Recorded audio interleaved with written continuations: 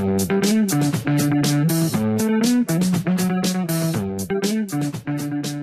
I'm Jason, and this is English Kickstart's one-point lesson for today.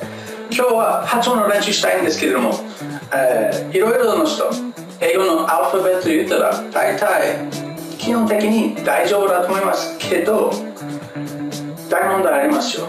これは B と V の発音全然違いますよ。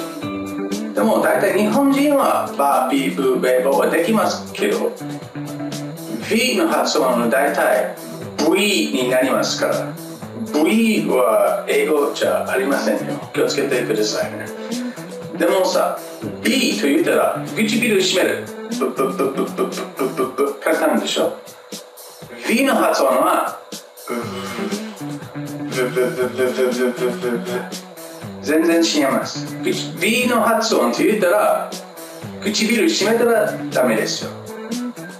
もう一回練習しましょうか。ちょっと変ですけれども、本当にいい練習。唇だからね。唇は筋肉の運動をしないといけないと思いますよ。頑張ってください。例えば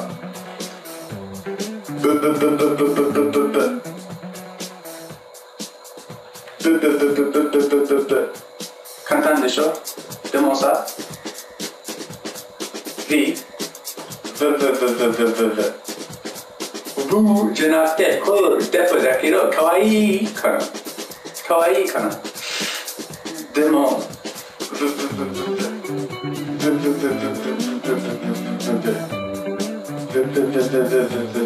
気をつけてください。B と V。B と V。